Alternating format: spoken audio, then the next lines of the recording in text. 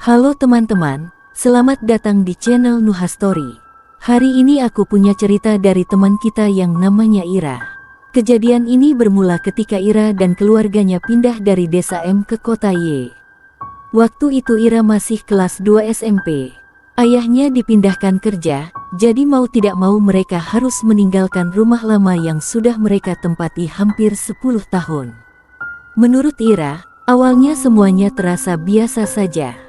Rumah baru mereka tidak terlalu besar, tapi cukup nyaman. Terletak di sebuah gang yang lumayan sepi, dengan rumah-rumah berdempetan di kiri dan kanan. Tetangganya juga terlihat ramah. Setidaknya, di siang hari.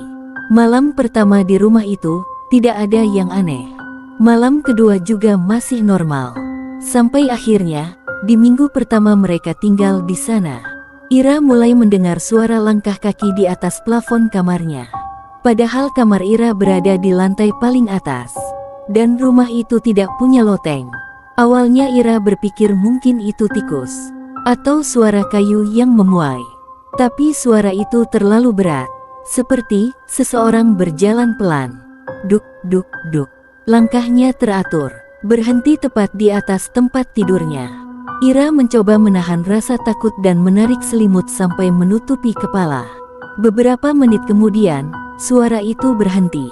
Keesokan paginya, Ira menceritakan kejadian itu pada ibunya. Ibunya hanya tertawa kecil dan berkata, "Mungkin cuma kucing lewat di atap." Ira mencoba percaya. Sampai malam berikutnya, sekitar jam 1 dini hari, Ira terbangun karena merasa haus. Ia mengambil botol minum di meja samping tempat tidur. Dan saat itulah, ia melihat bayangan di bawah celah pintu kamarnya. Seperti ada seseorang berdiri di luar. Bayangan itu tidak bergerak, hanya diam. Ira berpikir mungkin itu ayahnya yang hendak ke kamar mandi.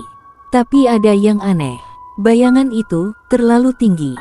Hampir menyentuh bagian atas pintu. Perlahan, Ira memberanikan diri mendekati pintu.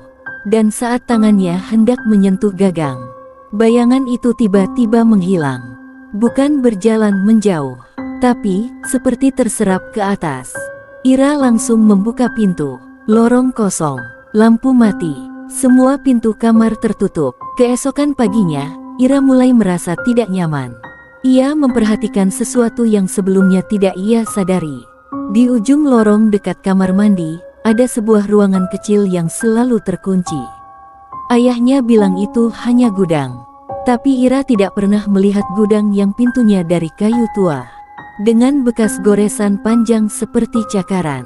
Suatu sore, saat orang tuanya belum pulang kerja, Ira mendengar suara dari arah gudang itu. Pelan, seperti seseorang mengetuk dari dalam. Tok, tok, tok.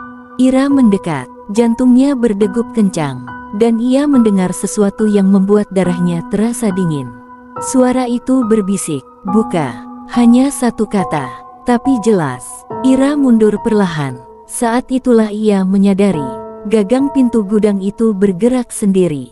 Seperti ada yang mencoba memutarnya dari dalam.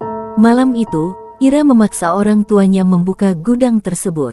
Awalnya ayahnya menolak, tapi karena Ira menangis dan bersikeras, akhirnya pintu itu dibuka. Dan di dalamnya, tidak ada apa-apa. Kosong. Tidak ada barang. Tidak ada jendela. Tidak ada ventilasi. Hanya dinding semen yang lembab. Namun di salah satu sudut lantai, ada bekas seperti garis-garis kuku. Seolah seseorang pernah mencoba menggali dari dalam. Seminggu setelah kejadian itu, Ira dan keluarganya memutuskan pindah lagi. Beberapa bulan kemudian, Ira mendapat kabar dari tetangga lama di kota Y. Katanya, sebelum keluarga Ira tinggal di sana, rumah itu pernah dihuni oleh seorang pria yang tinggal sendirian. Pria itu jarang keluar rumah.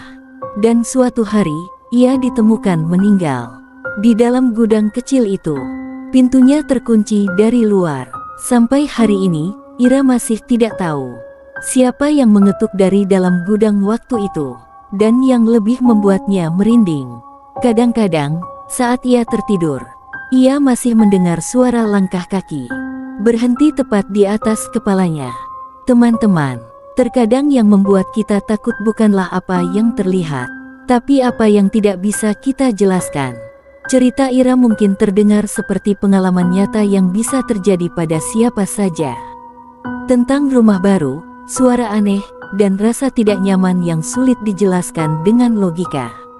Tapi perlu aku sampaikan, cerita ini dibuat untuk hiburan semata. Bukan berdasarkan kisah nyata, dan tidak bermaksud menyinggung pihak manapun. Nuhastory hadir untuk menemani kalian menikmati cerita-cerita misteri, imajinasi, dan ketegangan. Sebagai bentuk hiburan, buat kalian yang punya cerita dan mau dibacakan di sini silahkan kirim di email di bawah ini. Kalau kalian mau aku bacakan cerita nyata dari teman-teman, bisa komen di bawah ya. Kalau kalian suka cerita seperti ini, jangan lupa dukung channel Nuhastory dengan like, komentar, dan subscribe. Dan ingat, kadang yang paling menyeramkan bukanlah makhluknya, tapi imajinasi kita sendiri. Sampai jumpa di cerita berikutnya.